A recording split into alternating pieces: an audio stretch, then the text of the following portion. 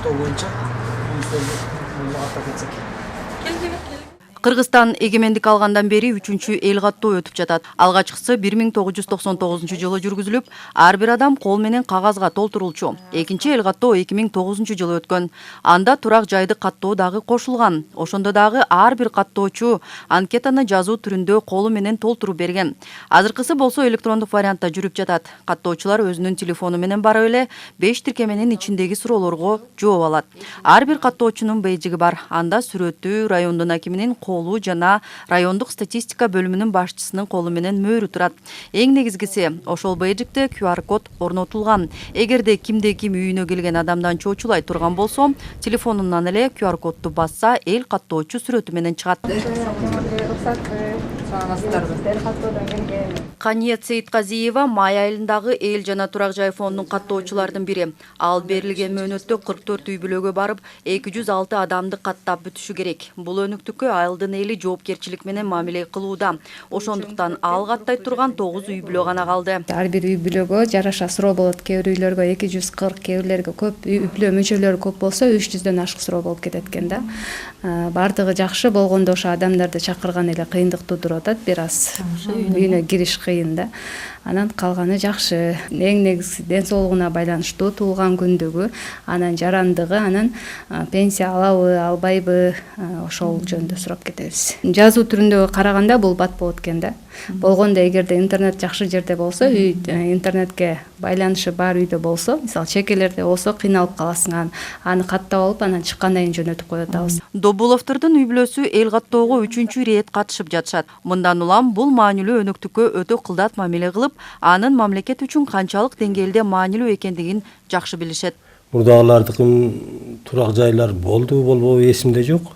Катышкансыз, катышкам, ошо кагаздарды толтурганбыз. Азыркыларда баягы ошо турак жайы бар, турак жай жөнүндө, анан шарт жөнүндө баары жазылган экен. Мамлекет деле баягы стат управление жагынан баягы кайсыл жерге мисалы мектеп куруш керек, детсад куруш керек, ошо элдин саны, балдардын санын баарын тактап алган жакшы да, менин оюмча.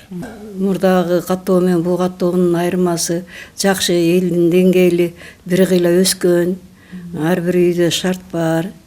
Мурда шаарда эле ысык суу, шаарда эле автомат, душты эсептесек азыр айыл жеринде ошо бүт шарты бар.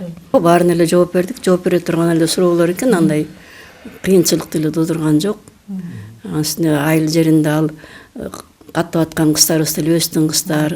Каттоонун аркасы менен биз элдин жашоо деңгээлине телевизордон да көрүп атабыз. Өкмөтүбүзгө деле ыраазы болуп атабыз, жакшы. Ар бир адамдын жеке маалыматтары эч жакка берилбейт. Ал мыйзам менен кепилденген. Аты жөнү, паспорттагы маалыматтары талап кылынбайт. Андан маалыматтарды башка жакка бергенге мүмкүнчүлүк жок. Улуттук статистика комитетинин серверинде гана сакталат. Манас району боюнча каттоону жүргүзүү үчүн 137 каттоочу тартылган. Биздин райондо 25-inde эл каттоо башталган. 137 счетчик иштеп атат. 14 инструктор жумуш алып барып атат.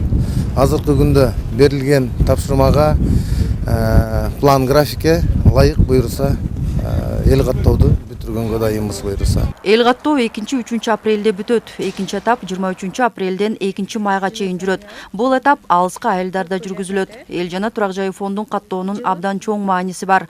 Анткени элди турак жайларды каттагандан кийин республика же аймактар демографиялык көрсөткүчтөргө карата бала бакча, мектеп, оорукана курууну пландоодо эл каттоонун маалыматтары керек болот. 10 жылда бир жолу өтө турган эл жана турак жайды каттоо бир эле Кыргызстанда эмес, дүйнө жүзүндөгү мамлекеттердин баарында өтө турган чоң өнүктүк болуп эсептелет.